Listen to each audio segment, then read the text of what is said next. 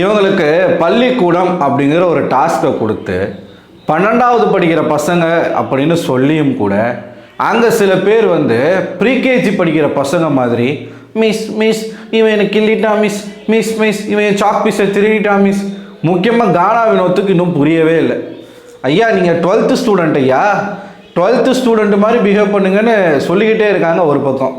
இன்னொரு பக்கம் ஒரு ஸ்டூடெண்ட்டு என்ன லிமிட்டில் இருக்கணும், ஒரு வார்டன்னா என்ன லிமிட்டில் இருக்கணும், இதெல்லாம் இவங்க மீறிடுவாங்களோ, காரணமாக தான் பார்வதியும் எப்ஜேவும் வந்து வார்டனாக போட்டிருக்காங்களோ அப்படின்ற மாதிரி எனக்கு தோணுது.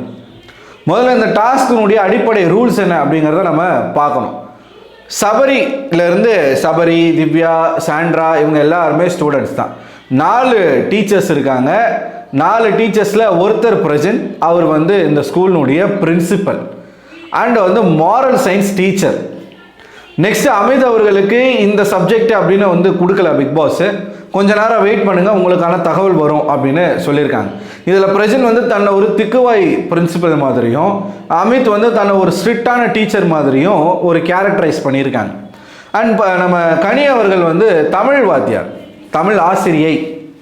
தமிழ் ஆசிரியைனா வந்து அவங்க எப்படி இருப்பாங்க லுக் வைஸ், ஆனால் கனி வந்து என்னமோ ஒரு மாடர்னிஸ்டிக் டீச்சர் மாதிரி, ஒரு இங்கிலீஷ் டீச்சர் மாதிரி இருக்காங்க. ஓகே, அது அவங்களுடைய விருப்பம். இந்த 3 பேர் தான் ஸ்கூலினுடைய ஆக்சுவல் டீச்சர்ஸ். 2 பேர் வந்து வார்டன், ஒன்று அசிஸ்டன்ட் வார்டனாக எப்ஜே அவர்களும் மெயின் வார்டனாக பார்வதி அவர்களும் போட்டிருக்காங்க. ஏன்னா எதுக்கு ஸ்கூலுக்கு எதுக்கு வார்டன் அப்படின்னு கேட்டிங்கன்னா, இது வந்து பிபி எதுக்காக வார்டன் அப்படிங்கிற ஒரு விஷயம். இது வந்து ஸ்கூல் தானே, ஸ்கூலுக்கு எதுக்கு வார்டன் அப்படின்னு கேட்டிங்கன்னா, இது வந்து Bigg Boss residential school. Residential school அப்படின்னா வந்து ஒரு கேம்பஸ் ஸ்கூலில் தான் டீச்சர்ஸும் தங்குவாங்க, ஸ்டூடெண்ட்ஸும் தங்குவாங்க, பிரின்சிபல்லேருந்து எல்லாருமே வந்து அங்கேயே தான் தங்குவாங்க. ஹாஸ்டல் இருக்கும், அது ஒரு வீடு மாதிரி தான். நைட் ஆனால் ஹாஸ்டலில் தூங்குவாங்க, காலையில் எழுந்திரிச்சு ரெடியாகி அப்படியே ஸ்கூலுக்கு போவாங்க. ஸ்கூல் முடிச்சுட்டு ஹாஸ்டல்லையே டியூஷன், கிளாஸ்லேயே டியூஷன் நடக்கும். இதெல்லாமே அந்த பில்டிங்குள்ளே எல்லாமே நடக்கும். இதான் ரெசிடென்ஷியல் ஸ்கூல். ஸோ அந்த மாதிரியான ஒரு விஷயம் தான் இப்போ நடக்குதுங்க. இதில் வந்து டாஸ்க் ஆரம்பிச்சிட்டாங்க. ஆரம்பிக்கிறதுக்கு கொஞ்ச நேரத்துக்கு முன்னாடி பிக் பாஸ் வந்து கூப்பிட்டு இந்த டீச்சர்ஸ்க்கெலாம் வந்து ஒரு அட்வைஸை கொடுக்குறாரு. இந்த ஸ்கூல் வந்து இத்தனை நாள் வரைக்கும் ஸ்ட்ரிக்டான ஒரு ஸ்கூலாக இருந்துச்சு, ஆனால் இனிமேல் வந்து அந்த மாதிரி இருக்கக்கூடாது அப்படிங்கிறது பெற்றோர்களின் கோரிக்கை. எங்கள் பசங்களை வந்து அடிக்காமல், திட்டாமல், கண்டிக்காமல், ஃப்ரெண்ட்லியாக நடந்துக்கிட்டு கிளாஸ் எடுங்க, சொல்லிக் கொடுங்க அப்படின்னு வந்து சொல்லியிருக்காங்க. அந்த மாதிரிலாம் ஒரு ஸ்கூல் இருந்துச்சுன்னு வச்சுக்கோங்களேன், கண்டிப்பாக அந்த ஸ்கூல் விளங்கவே விளங்காது. ஏன்னா அடித்து உதச்சி சொல்லிக் கொடுத்தாலே இந்த காலத்து பசங்க வந்து 5வது 6வதுலேயே காதல்னு சுற்றிக்கிட்டு இருக்காங்க. இவங்க இந்த மாதிரிலாம் விட்டாங்கன்னு வச்சுக்கோங்களேன், நாரி போயிடும் அப்படின்றது தான் உண்மை. ஆல்ரெடி அந்த வீட்டுக்குள்ளே எல்லாம் லவ் பண்ணிட்டு தான் சுற்றிக்கிட்டு இருக்கானுங்க. இன்னும் ஸ்கூலுன்னு போயிடுச்சுன்னு வச்சுக்கோங்களேன், எத்தனை லவ் கண்டென்ட், லவ் கான்செப்ட் மட்டும் இந்த வீட்டுக்குள்ளே வரப்போகுதுன்னு பாருங்கள். ஆல்ரெடி 2 பேர் புக் ஆகிட்டாங்க, ஒன்று அரோராவும் இன்னொன்று கமருதினும். அவங்க வந்து லவ் பண்ணுறாங்களாமா. அதாவது எதெல்லாம் சொசைட்டிக்கு ப்ரீச் பண்ணக்கூடாதோ அதை தப்புன்னு ப்ரீச் பண்ணணும், ஆனால் அதை வந்து நார்மலைஸ் பண்ணுறது. அதை விட ஒரு கேவலமான ஒரு விஷயம் என்ன தெரியுமா பண்ணுறாங்க, வியானா ஒரு ஸ்டூடெண்ட்டு, எஃப்ஜே அப்படிங்கிறவர் வந்து ஒரு அசிஸ்டண்ட் வார்டன். வியானாக்கு ட்ரெஸ் மாற்றும் பொழுது வார்டன் போய் பெல்ட் போட்டு விடுறாரு.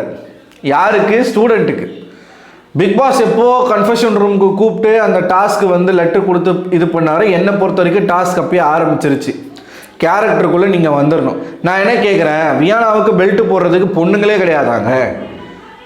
இவன் போயிட்டு இன் பண்ணி விட்றான் வியானாவுக்கு. இதெல்லாம் வியானா வீட்டில் பார்த்தாங்கன்னா அவங்க பெற்றோர்கள் என்ன நினைப்பாங்க?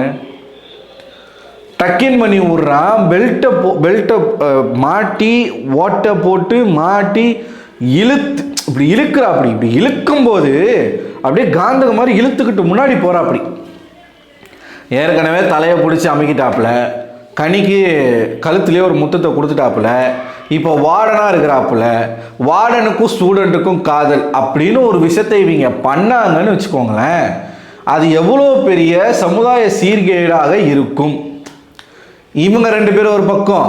இதனால தான் இவனை வந்து இவனை ஏன் ஸ்டூடெண்ட்டாக போடலன்னா, இவன் ஸ்டூடெண்ட் சும்மாவே அவன் வந்து வியானான்னு சுற்றிக்கிட்டு இருக்கான். இவனை ஸ்டூடெண்ட்டாக வேற போட்டிங்க, அவ்வளோதான். வியானாவை கூப்பிட்டு ஸ்மோக்கிங் ரூம் போயிடுவான். ஏன்னா பார்த்துட்டாங்கல்ல, பார்வதியும் கமருதனும் ஸ்மோக்கிங் ரூமில் இருக்கிறத பார்த்துட்டாங்களா, அடுத்து இவங்க போவாங்க.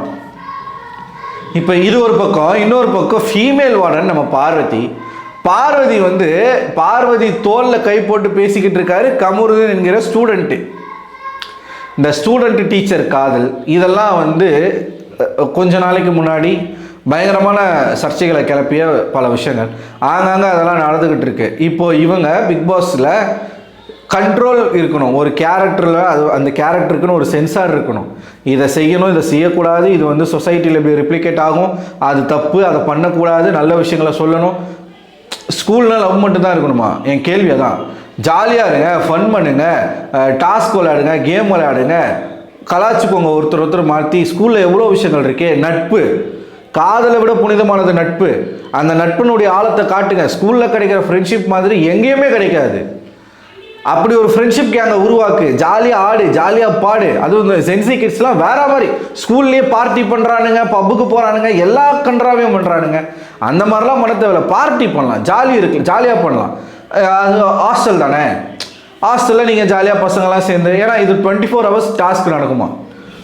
இந்த டாஸ்க் வந்து தற்காலிகமாக ஒத்தி வைக்கப்படுகிறதுலாம் இந்த டாஸ்கில் சொல்ல மாட்டாங்களாம். ஏன்னா இது ரெசிடென்ஷியல் ஸ்கூல் அப்படிங்கிறதுனால ஸ்கூல் முடிஞ்சவொடனே ஹாஸ்டலுக்கு போயிடுவாங்க. ஸோ அங்கே படிக்கிறது, அட்டகாசம் பண்ணுறது, அராஜகம் பண்ணுறது இதெல்லாம் நடக்கும். அதனால் இந்த டாஸ்க் வந்து பாதியில் நிறுத்தப்பட மாட்டாது அப்படின்னு பிக் பாஸ் வந்து சொல்லிட்டார். ஓகேவா? போன சீசனில் பார்த்த மாதிரியே வாசலில் சைக்கிள் நிற்கிது, எல்லா விதமான ஸ்கூலுக்கு தேவையான விஷயங்கள் எல்லாமே நிற்கிது. ஸோ கனி அவர்கள் தமிழ் டீச்சர், அவங்க தான் முதல் வகுப்பு வந்து எடுக்கிறாங்க. அடுத்து வந்து மாரல் சயின்ஸு, அதுக்கப்புறம் ஸ்கூல் முடிஞ்சு.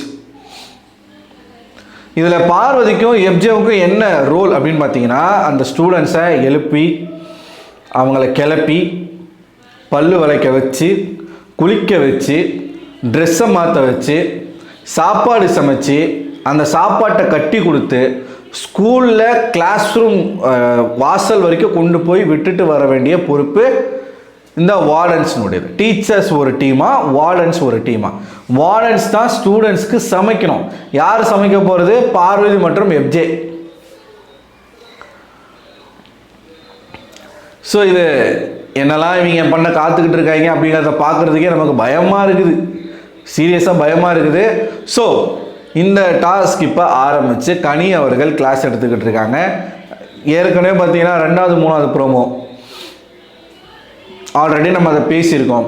கமருதீன், அரோரா, பார்வதி இவங்களுடைய கன்றாவிய காதல், அதுக்கப்புறம் நாடக காதல் போட்டுக்கிட்டு இன்னும் 2 பேர் நம்ம எப்ஜே மற்றும் வியானா. இந்த டாஸ்கில் வந்து எல்லாரையும் தாடியை ஷேவ் பண்ண சொல்லிட்டாரு பிக் பாஸு. அந்த 2 ப்ரோமோவில் ஒரு கண்டென்ட்டும் இல்லை, ப்ரோமோலேயே கண்டென்ட் இல்லை, ஷோலேயும் கண்டென்ட் இல்லை. ப்ரோமோவை விட மோசமான கண்டென்ட் தான் இந்த டாஸ்கில் போய்கிட்டு இருக்கு. அப்படிங்கிறதுனால தான் அந்த ப்ரோமோவே போட்டிருக்கான். ப்ரோமோவில் ஒன்றுமே இல்லை நம்ம நினச்சோம்ல, அதை விட மோசமாக இருக்குது இந்த டாஸ்க்கு. நீங்கள் பார்த்தீங்கன்னா உங்களுக்கு புரியும். அது ஒரு பக்கம். இன்னொரு பக்கம் ஸ்கூல் ஸ்டூடெண்ட்ஸ் மாதிரி எல்லோரும் ஷேவ் பண்ணிடுங்க அப்படின்னு சொல்லிட்டார் பிக் பாஸ். ஸோ எல்லாருமே ஷேவ் பண்ணிட்டாங்க. கமருதெல்லாம் வந்து வெள்ளை முட்டை, வெள்ளை கரு, அதெல்லாம் தலையில் போட்டு அதை போட்டு வாரி தலைமுடியை வந்து நான் படிய வைக்க போகிறேன், இல்லை டிஃப்ரெண்ட்டான ஹேர் ஸ்டைல் பண்ண போகிறேன்னு சொல்லி அது நாத்தடிக்கும் பக்கத்தில் உட்காடுறவங்களுக்கு. ஆனால் அதை பண்ணியிருக்கிறாப்புல. கானா வினோத்து தாடி மீசெல்லாம் எடுத்தவொடனே சின்ன பையன் மாதிரி தான் இருக்கார். ஆனால் அவர் 12வது பையன் மாதிரி நடந்துக்கோங்கன்னா 7வது 8வது பசங்க அதை விட கம்மி, 4வது 5வது பசங்க அவர் தான் மீஸ்ன்னு சொல்லிட்டு. நம்மலாம் 90s கிட்லாம் வந்து இந்த மிஸ்ஸுன்னு சொல்லுவோம், சில பேர் மீஸ் அப்படின்வாங்க. அதுக்கப்புறம் 2K கிட்ஸ்லாம் வந்து சார் ஆக்கிட்டாங்க, மேமு அப்படி தான் கூப்பிட்றாங்க. கொஞ்சம் அப்படியே ஜாலியாக நம்ம தான் அந்த ஓஜி டைப் 90s கிட் தான் இந்த ஓஜியாக ஸ்கூல் டேஸை என்ஜாய் பண்ணது. லாஸ்ட்டு பேட்ச் நம்ம தான் அந்த ஸ்டேட் போர்டு சிலபஸ்ஸு. நான் ஸ்பெசிஃபிக்காக சொல்ல போனால் நான் வந்து என்னோட அடுத்த பேட்ச் வந்து சமச்சீர் கல்வி, ப்ராப்பர் ஸ்டேட் போர்டு என்னோட முடிஞ்சது. அப்போ நல்லா இருந்துச்சு. நிறைய நண்பர்கள், நிறைய மெமரிஸ், ஏகப்பட்ட விஷயங்கள். இப்போ வரைக்கும் நண்பர்கள்லாம் டச்சில் தான் இருக்கும். ஆனால் அந்த ஸ்கூல் டைமில் இருந்த அந்த ஜாலி, அப்படியே ஜாலியாக பசங்களோட போகிறது. நாங்கள் படித்த டைமில் வந்து இந்த ஸ்கூலை கட்டடிக்கிறதுலாம் வந்து ஐயோ அவ்வளவுதான். எனக்கு ஒரு இன்சிடெண்ட் நான் வந்து ஷேர் பண்ண விரும்புகிறேன். நான் வந்து 4வது படிக்கும் போது ஒரு சைக்கிள் என் காலில் ஏறி என் கால் உடஞ்சிது. இப்போ இந்த பிக் பாஸ்லேருந்து கொஞ்சம் என்னுடைய ஸ்கூல் டைம் வந்து நான் உங்ககிட்ட ஷேர் பண்ண விரும்புகிறேன் குயிக்காக. கடைக்கு எங்கள் அம்மா கூட போகும்போது அந்த சின்ன வயசில் வந்து கொழுப்பில் என்ன பண்ணிகிட்ருக்கேன், எங்கள் அம்மா கையை தட்டி விட்டு ஓடி இருக்கேன், யாரையோ பார்த்துட்டு ஓடி இருக்கேன். அப்போ கல் தடிக்கு கீழே விழுந்து என் காலில் ஒரு சைக்கிள் ஏறி என் கால் உடஞ்சிருச்சு, லெஃப்ட்டு லெக்கு உடஞ்சிருச்சு, இந்த லெஃப்ட் ஹேண்டும் உடஞ்சிருச்சு. இது ஸ்கூல் படிக்கும் போது உடஞ்சிது. இது காலேஜ் 4th இயரு ஃபைனல் டே ப்ராஜெக்டை சப்மிட் பண்ணும்போது பைக்கில் போய் கீழே விழுந்து கரெக்டாக கோயம்பேடு பிரிட்ஜு அந்த ரவுண்டானா கீழேருந்து ரவுண்ட் அடித்து மேலே எம்ஜிஆர் யூனிவர்சிட்டி நான் படித்தது. ஸோ அங்கே இறங்குறப்போ ஒரு குட்டியான வந்து தட்டி விட்டு செவுத்தில் போய் மோதி கை அங்கேயே உடஞ்சிருச்சு. எங்கள் காலேஜ் ஹாஸ்பிட்டலில் ஃபஸ்ட் எய்ட் பண்ணிவிட்டு ஸ்ட்ரெயிட்டாக ஸ்டாண்டில் போய் சேர்த்தாங்க. அது வேறு கதை. ஆனால் சின்ன வயசு கதையை சொல்கிறேன், அது கொஞ்சம் இன்ட்ரெஸ்டிங்காக இருக்கும். கால் உடஞ்சிச்சு, ஓகேங்களா. 4வது படிக்கும்போது கால் உடஞ்சிச்சு. வீட்டில் ரெஸ்ட் எடுத்துக்கிட்டு இருக்கேன். அப்போ எனக்கு எக்ஸாம் நடக்குது, ஆஃபலியா குவார்ட்டர்லியோ ஏதோ ஒரு எக்ஸாம் நடக்குது. 4வது தான், ஸ்டேட் போர்டு கிடையாது. ஆனால் எங்கள் அப்பா என்ன திரும்ப பண்ணார், சரி பையனாச்சே, குழந்த கால் உடஞ்சிருக்கு, பரவாயில்ல, ஃபெயில் ஆனாலும் பரவாயில்ல, அதுக்கப்புறமா எழுதிக்கலாம். அப்படிலாம் கிடையவே கிடையாது. ஒரு வீல் சேர் எடுத்துகிட்டு வந்து வீல் சேரில் உட்கார வச்சு உடஞ்ச காலோடு போய் நான் எக்ஸாம் எழுதிட்டு வந்தேன். இதெல்லாம் இப்போ நினச்சா எனக்கு சிரிப்பாக இருக்குது. அப்படி எங்கள் அப்பா வந்து ஸ்கூலு நீ கட்டடிச்சா அவ்வளோதான், கீழே கூட இறக்க மாட்டார். பில்டிங்கை விட்டு கீழே இறங்கி பசங்களோட விளையாட கொடுக்கூடாது, அந்த மாதிரி வளர்த்து காலேஜ் வரைக்கும் அதே தான் நிலைமை. நான் முதல்ல கட்டடிச்சிட்டு சுற்றுனதே காலேஜ் போன பிறகு தான். +2லலாம் நாங்கள் வந்து கட்டடிக்கிறதுனா இந்த ஃப்ரீ பீரியடு பிடி பீரியட்லாம் இருக்கும். நான் ஸ்கவுட்டில் இருந்தேன். ஸோ அப்போ ஸ்கவுட்டில் இருக்கும்போது எங்களுக்கு ஒரு ஜாப் வந்து அங்கே ஸ்கூலில் கொடுக்கப்பட்டிருந்துச்சு. எங்கள் ஸ்கூலை சுற்றி இருக்கிற அனைத்து மரங்களுக்கும் நாங்கள் தான் தண்ணி ஊற்றணும். அப்போ நாங்கள் என்ன பண்ணுவோன்னா, ஃப்ரீ பீரியட்னால் எங்கள் ஸ்கவுட் மாஸ்டர் கிட்ட சொல்லிவிட்டு எல்சிடி ஹால் இருக்கும், மேலே எல்சிடி ஹால் சுற்றி செடிகள் இருக்கும், உள்ளே வந்து ப்ரொஜெக்டர்லாம் வச்சு நாங்கள் அங்கே தான் சயின்ஸ் எக்ஸிபிஷன்லாம் நடக்கும். மேலே போயிடுவோம் நாங்கள் ஒரு 4 பேர், நான், நவீன், அப்புறம் கார்த்திக்கு, அசோக்கு, நாங்கள் ஒரு 4 பேர் தான் ஃப்ரெண்ட்ஸ், ஓகேவா. போயிடுவோம், மேலே போயிட்டு எல்லா செடிக்கும் தண்ணியை ஊற்றிட்டு தண்ணியில் ஜாலியாக விளையாடிட்டு பீரியட் முடிகிற வரைக்கும் உட்காந்து கதை பேசிகிட்டே இருப்போம். பாய்ஸ் ஸ்கூல், அது கேர்ள்ஸ் ஸ்கூல் இருந்தாலும் கேர்ள்ஸ் ஸ்கூல் தனியாக எங்கேயோ இருக்கும். ஒரு 4-5 சந்து தள்ளி கேர்ள்ஸ் ஸ்கூலு, பாய்ஸ் ஸ்கூல் தனியாக இருக்கும். கேசி சங்கரலிங்க நாடார் அந்த ஸ்கூலில் தான் நான் படித்தேன். அது ஓல்டு வாஷமன்பேட்டில் இருக்குது, ஓகேங்களா. ஸோ அந்த மாதிரி ஜாலியாலாம் நாங்கள் ஸ்கூல் டைமை என்ஜாய் பண்ணோம். இப்போ இந்த ஸ்கூல்லாம் பார்க்கும்போது எப்பா எங்கள் ஸ்கூல்லாம் கோவில் மாதிரி இவங்க பண்ணுறதெல்லாம். அப்படிலாம் நாங்கள் படிக்கும்போது கிடையாது. இப்போது எல்லா ஸ்கூலும் வந்து வேறு மாதிரி மாறி போச்சு, அது வேறு கதை.